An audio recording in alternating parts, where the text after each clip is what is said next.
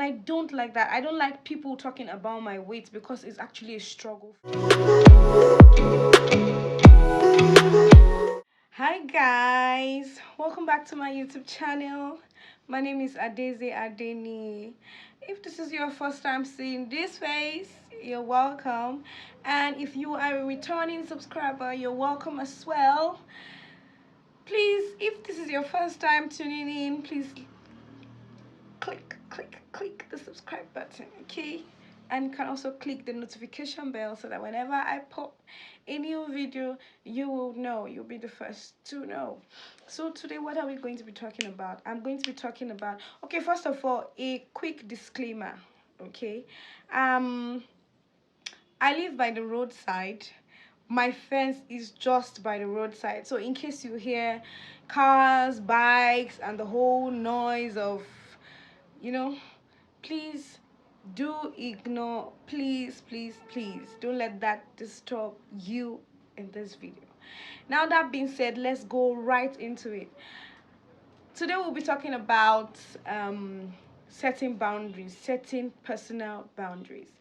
Personal boundaries is a way of teaching or telling people how to treat you, how you want to be treated, how you want to be spoken to, how you want people to act around you.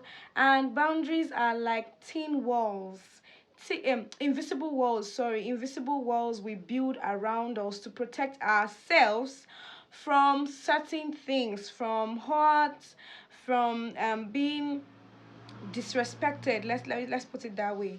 So there's some people who do not know how to say no, like, and oh no, they don't know how to say it because they are scared of the conflict that would arise from saying no. They are scared of getting into it or being in the black book of their friends or family or the person in particular they are saying no to. But today I'm here to tell you that it's okay to say no when you cannot do it. It's okay to say no. And please do say no in a nice way, because you can say no in a polite and nice way without being rude. You can say no in a nice way and be firm. So take for example, somebody comes to you and says, Adeze, I need you to help me do this at so time, and you don't believe in that thing they're asking you to do, or you don't just like that, you don't want to do it, you don't like it, or at that time they're asking you to do it, you would not be available because of this, that, you'll be tired from work, you want to rest, or you're not really feeling it, something that just has to do with you taking time for yourself. But because you don't want, this person in particular to feel a certain type of way towards you, feel like you're selfish or feel like you're just being wicked or something, you go ahead and outrightly say yes, when in your heart of hearts you know you don't want to say yes. Now, it's not because you don't want to help the person, but because as at that time they are asking for your help, you are not. What I'm just trying to say, it's okay to say no. Now, if you cannot outrightly say no, there are ways you can go about it that actually means no, I can't help.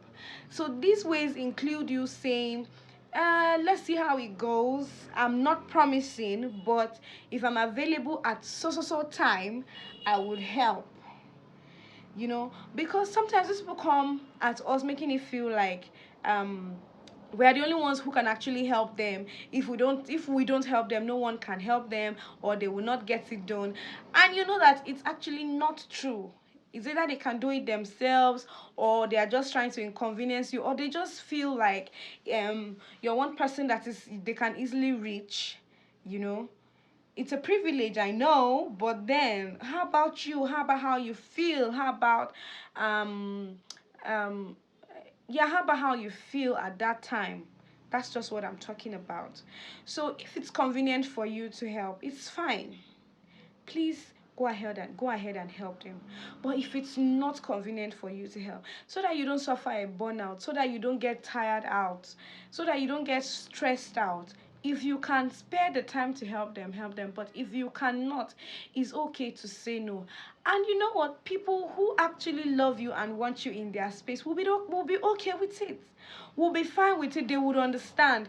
But some people who want to ride on you, who want to guilt trip you, who want to make you feel bad for it, who want to oppress you, will make you feel like you're just being wicked, you're just being selfish, you're just being this, you're just being that. No, my sister, no, my brother, you're not being any of those. You're just tired and you're just looking out for yourself, or you just don't believe in that thing.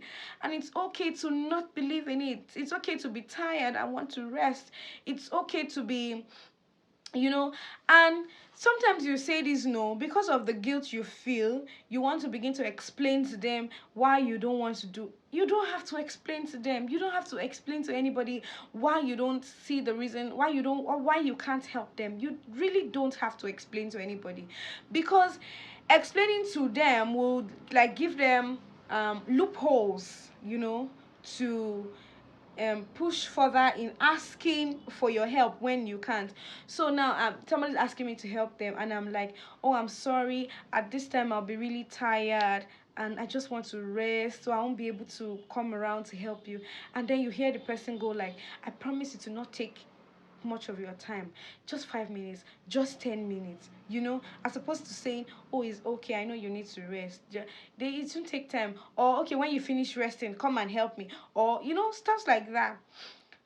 And actually you don't really want to do it, so don't even tell them. You don't need to explain to them why you don't want to do it. Sometimes that explanation may not even be the real reason why you don't, but you just need to give that explanation as a cover up for why you don't want to. So you give that explanation and it becomes a hookup where they hook you, that the person now comes up with reasons why you should help them. Okay, help me, just give me 5 minutes of your time, or when you come back, then you're now tied into saying yes when you actually want to say no. So you don't even actually have to explain why you cannot help them.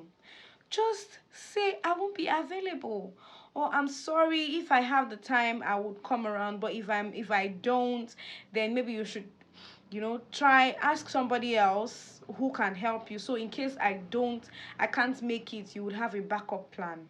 Simple. Now, there's another aspect of boundaries, of personal boundaries, I want to talk about. The Okay, take for example, I'm a plus size person, and from where I come from Nigeria, the African space. You hear people say things like, uh, "You're growing too fat. Watch your weight." Um, uh, Maybe you eat too much, just basically talking down on you. And it doesn't necessarily have to be that you eat too much or you actually eat more than you're supposed to. It can just be your genes. It can be passed down from generations that you are this big. Yes, you can watch it, but sometimes there's a limit to how far you can go watching it. Now, speaking for myself, and then somebody comes and tells you you're growing too fat. Where are you growing fat to? Where are you do it may not be fat in your case. It might be something else that you're dealing with, and people just tend to pick on, and you don't like it. It's okay to tell them, I'm sorry, I don't like being spoken to like this. I don't like being cussed at. I do not like being yelled at. If you want to speak to me in a low tone, in a nice way. Pass your or make your case. Make your case in a nice way. You don't have to be rude to me. I don't like being spoken to like that. Okay, let me tell you a story. I used to have a friend, through a friend, who one evening was trying to chat with me, and I had just posted a profile picture, and he was like, where are you growing fat to? You just the chop life. You're just the chop life. You go soon boss. You know go fit pass door. And for me, that's kind of condescending, sorry. That's kind of condescending, and I don't like that. I don't like people talking about my weight, because it's actually a struggle for me. So when people begin to say that, it makes me feel a certain kind of way. So I just politely told him, I don't like being spoken to like this. I don't like when people make jokes about my weight, how big I am, and stuff like that. And he took an offense. He got angry that he was joking with me, and I took it. Yeah, it may be a joke to you, or it might be a joke to the person who is making the joke. But to me, how about me? How about how it makes me feel? If you get what I mean, how about how I feel when you make that joke? Is it a joke to me? It's not a joke to me. It hurts my feeling, and it's my duty to communicate to you how I feel when you say or do certain things to me. It's my duty to protect myself when you say or do certain things to me. Now it's not about being rude when you're trying to protect yourself. It's how you say it. Say it in a very nice, in a very polite way, but firm. Be firm about it. And it's okay to cut people off when they refuse to respect your boundaries. It's okay to lose friends, families. You know that auntie who is always picking at you at family functions, talking down at you. It's okay to avoid them for your mental health. It's okay. You're not being selfish. You're not being wicked. You're not being rude. You're not being a bitch. You're just being you. You're just trying to protect yourself. You're just setting boundaries. You're just trying to teach people how to talk to you, how you want to be treated, how you think you deserve to be treated.